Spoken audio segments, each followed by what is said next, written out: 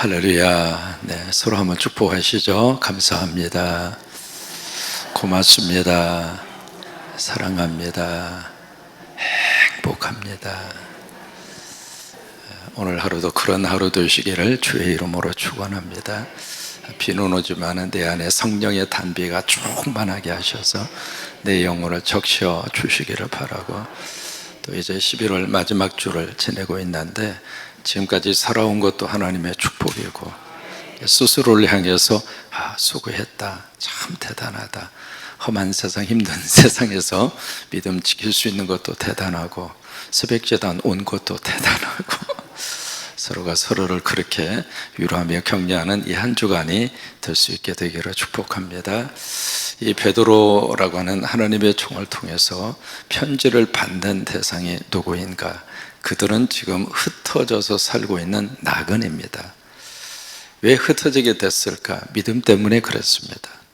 공동체 안에서 추출이 됐고, 그리고 삶의 자리에서 살 수 있는 환경이 되지 못해서, 그때에는 예수를 믿는다는 자체가 소수의 그룹이었습니다. 지금 우리나라만 하더라도 예수 믿으면 소수의 그룹이 아닙니다. 근데 그 당시만 하더라도 기존에 질서와 종교가 있었고, 거기서 유대교라고 하는 큰 나라의 공동체 속에서 기독교를 믿는다는 이야기는 완전히 지극히 작은 종파 그쪽으로 이렇게 옮긴다는 이야기예요.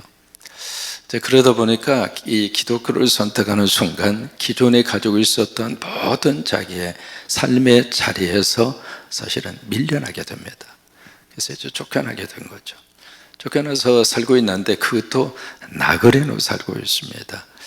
일정한 장소에서 거주지가 있어서 거기에 마음 붙이고 정 붙이고 살 수 있는 환경이 못 됐다, 그 말이에요. 그러니까 이쪽으로 밀려갔다가 저쪽으로 밀려갔다가, 그래서 베드로 전서의 말씀에 보면은 본도라고 하는 흑해 바로 밑에 있는 그지요, 거기까지 올라간 거예요. 저 위에까지. 그 밑에 갈라디아, 그리고 갑바도기아는 지난번 우리 성지 순례팀에 다녀온 그 장소예요. 갑바도기아 거기까지 갔다가, 그 다음에 이쪽에 지중해 쪽으로, 에게해 쪽으로 밀려와서 아시아라고 하는 지역, 그리고 그 위에 비두니아라고 하는 지역까지, 거기까지 밀리고 또 밀려서 거기까지 간 거예요. 그런 삶을 살고 있는 그들에게 뭐라고 말씀하시는가? 우리는 비록 현실적으로 흩어져서 나그네로 살고 있지만은 너희들은 하나님의 택함 받은 자녀다. 이게 영적 큰 자존심입니다. 우리가 이 땅에 살면서 나는 누구인가? 나는 하나님의 선택받은 자녀다. 이게 어떤 기독교의 가장 중요한 근거입니다. 다른 사람이 선택한 것이 아니라 하나님이 선택하셨다. 우리가 새벽의 제단을 지키면서도 하나님이 이 새벽 제단을 지키기에 나를 택하셨다. 새벽에 나를 깨우신 분도 하나님이시고, 갇혀있고 나오게 하신 분도 하나님이시고, 여기 와서 찬양을 하게 하신 분도 하나님이시고, 이게 가면 갈수록 새벽 제단을 쌓는 교회들의 문이 자꾸 닫히고 있습니다. 그게 우리 한국 교회의 현실입니다. 서울 같은 경우에 있어서는 새벽 제단을 쌓을 수 있는 물리적 여건이 자꾸 허물어집니다. 교회 섬기는 교회가 저쪽에 강북에 있는데 이사를 통해서 강남에 왔어요. 그리고 강남에서 강북까지 갈 수 있겠습니까? 현실적으로 어려워요. 그러면 근처에 있는 교회라도 다녀야 되는데, 이 근처에 있는 교회 새벽지단 가는 것도 어색하고요. 그러다 보니까 한 번, 두 번, 세 번 빠지다 보면 저는 새벽기도라고 하는 단어가 머릿속에서 사라져 버렸어요. 근데 이제 그게 서울에서부터 쭉 해서 점점 밑에까지 내려오고 있습니다. 전주도 마찬가지입니다. 근데 이제 군산 안에 개복동 3-1이라고 그 교회 하나가 있더라고요. 그 교회는 열심으로 새벽 기단을 쌓아요. 구역원들이 나와서 이렇게 새벽에 특송하는 교회는 개복동 3-1밖에 없어요. 여러분, 이게 복 받는 길입니다. 새벽에 내가 너희를 도우리라. 이게 하나님이 선택하셔서 우리로 하여금 새벽의 영성을 가지게 하시고, 여러분 새벽의 영성 같이 붙들고 삽시다. 이게 하나님의 선택함 받은 하나님의 거룩한 축복이라 이 말이죠. 그러니까 흩어져 살고 있지만은, 나그네로 살고 있지만은 당신들은 하나님의 선택받은 자녀다 라고 하는 영적 자존감을 그들에게 불어넣어 줍니다. 그러면서 여기에 고난 문제가 이 베드로 사도의 편지를 받는 성도들에게 현실적인 문제예요. 오늘 본문에서 이제 고난이라고 하는 말을 쓰잖아요. 의를 위하여 고난을 받는다, 선을 행함으로 고난을 받는다. 이 고난이라고 하는 단어가 이 베드로서에 쭉 흐르고 있는 중요한 그런 단어입니다. 그 앞에 보시면 부당하게 고난을 받는다, 여기 불같은 연단이라고 하는 말을 쓰잖아요. 여러 가지 시험을 만나거든. 왜 이런 단어들이 쭉 그렇게 나열이 되고 있느냐면 그들이 지금 그런 상황과 형편 속에 있어요. 우리는 지금 예수 믿는다고 고난이 직접적으로 가해지는 시대는 우리 지금 현재 상황에서는 지나갔어요. 그러니까 이 고난 문제가 이렇게 나왔을 때 머릿속에 그들이 느끼는 고난의 강도와 고난의 어떤 현실적인 느낌과 우리가 생각하는 고난의 환경과 여건은 달라요. 그러니까 그들이 당하는 고난, 이 문제는 먹고 사는 문제를 떠나서 가장 중요한 믿음 그거 하나 지키는 것조차도 버거울 정도로 그게 고난의 현실이었어요. 이제 그런 고난 속에서 뭐라고 말씀하시는가? 선하게 살아라는 이야기예요. 오늘 성경에 선이라고 하는 단어가 3번 나옵니다. 선하게 살아라. 근데 그 앞에 생명을 사랑하고 10절에 보시면 생명을 사랑하고 좋은 날 보기를 원하거든. 따라서 하십니다. 생명을 사랑하고. 그때의 생명이라고 하는 것은 영생입니다. 다시 말해 천국을 사모하고 그 말이에요. 그 다음에 좋은 날 보기를 원하거든. 따라서 하십니다. 좋은 날 보기를 원하거든. 그 좋은 날이 무슨 날일까? 예수 그리스도와 함께 영원한 천국에서의 그 날입니다.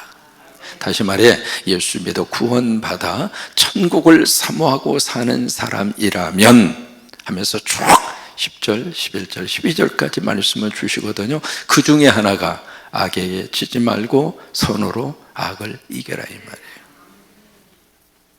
왜? 예수 믿는 사람이니까, 천국을 가치로 삼고 사는 사람이니까. 그러면서 오늘 본문의 말씀에 선을 행하라 그거예요. 선을 행하면 너희들을 비방하는 사람들이 더 이상 해코지 하지 못할 것이다. 그래서 의를 위하여 고난을 받는 것이라고 하는 말씀이 계속 이어지고 있거든요. 그래서 마지막 절이 중요한 포인트거죠. 왜 우리가 이 선을 행하면서 살아야 할 것인가? 17절이거든요. 같이 있습니다. 선을 행함으로 고난 받는 것이, 자 보세요. 선을 행했는데 왜 고난을 받아요? 그게 세상이라 이 말입니다. 참 우리가 살고 있는 세상에 저희가 에베소서 있는 말씀대로 공중의 권세를 잡고 있는 악한 영이 이 세상 안에 있습니까? 없습니까? 있습니다. 성령의 역사가 이 세상 속에 임합니까? 임하지 않습니까? 있습니다. 두 가지 영적 싸움의 현장이 우리가 살고 있는 세상입니다. 그러니까 선을 행하는데 착하게 살고 의롭게 살고 정직하게 살고 진리대로 사는데 왜 고난을 받아야 하느냐고요. 근데 이게 세상이라 이 말입니다. 선을 행함으로 고난을 받는 것이 그 다음에 중요한 말씀이 나옵니다. 누구 뜻이냐면 그게 하나님의 뜻이라고 하는 거예요. 성경에 이것이 하나님의 뜻이다 라고 하는 구절이 몇 구절 그렇게 나옵니다. 하나님의 보내신 자, 그분을 믿는 것이 하나님의 일이다. 요한복음에 그 하나님의 일이 하나님의 뜻이라 그 말이에요. 그러니까 아버지께서 보내신 자 예수 그리스도를 믿는 것이 하나님의 뜻이에요. 여러분들은 지금 하나님의 뜻을 그대로 받들고 살고 있는 거예요.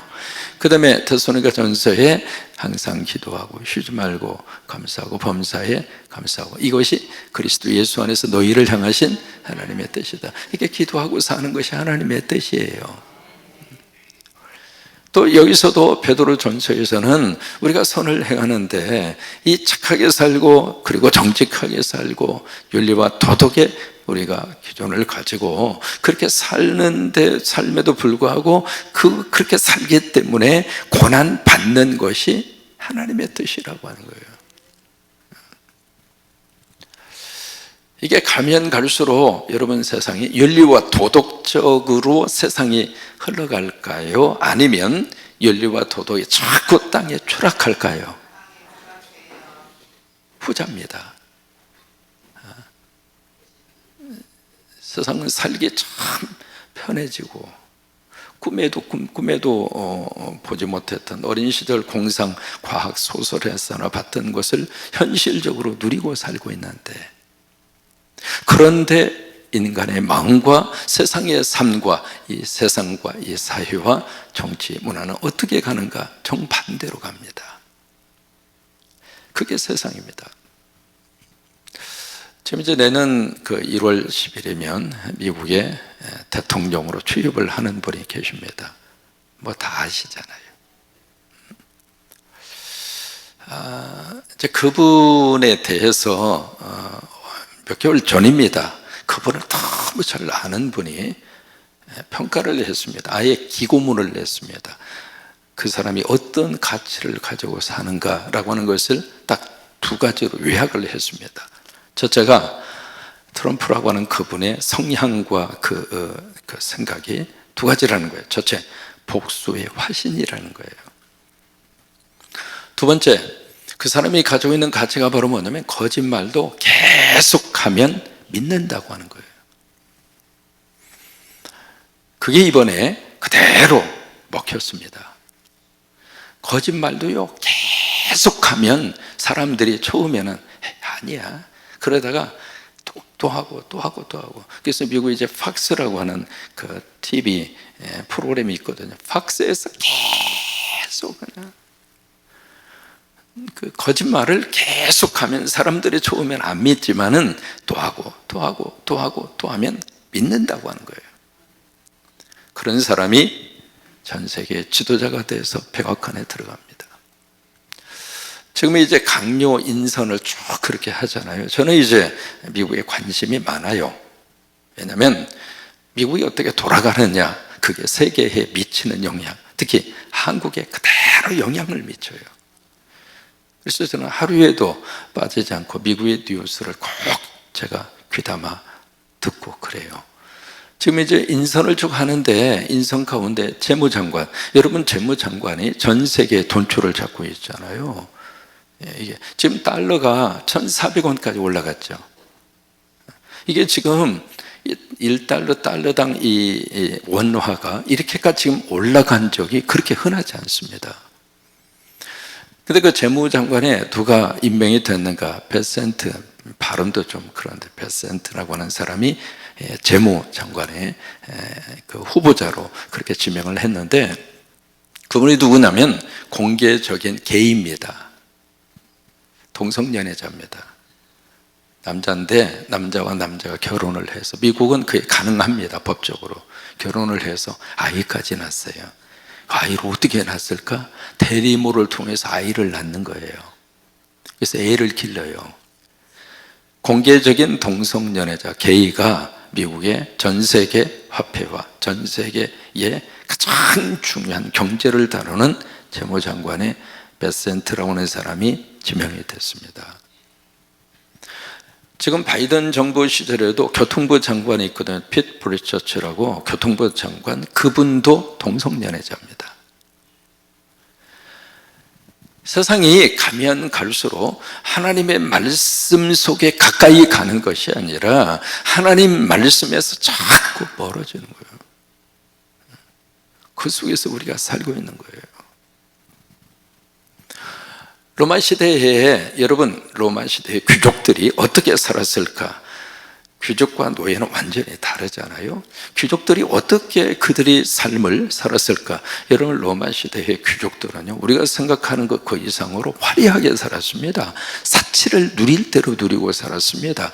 2000년 전에 폼페이오, 거기에 가서 보시면은, 야, 2000년 전에 이런 문화시설을 갖출 수가 있었을까? 그 정도로 화려하게 살았어요. 모든 걸 갖추고 그렇게 살았거든요. 그러면 로마 시대의 귀족들이 어떻게 살았을까? 완전히 사치와 방탕과 문란한 성생활, 그렇게 살았어요. 근데 그런 속에서 그렇게 살지 않는 하나의 작은 공동체를 본 거예요. 그 공동체가 어디였는가? 기독교였어요. 기독교는 그렇게 살지 않았어요. 기독교인들은 그런 흐름에 같이 편성하지 않았어요. 당신들은 그렇게 산다 할지라도 우리는 그렇게 살 수 없다. 왜? 우리는 하나님의 자녀니까. 우리는 하나님의 택함받은 하나님의 자녀니까. 우리는 말씀의 기준이 성경이니까. 성경이 요구하는 윤리와 성경이 요구하는 도덕을 우리는 지키고 산다. 그 중에 가장 중요한 핵심이 십계명이었어요.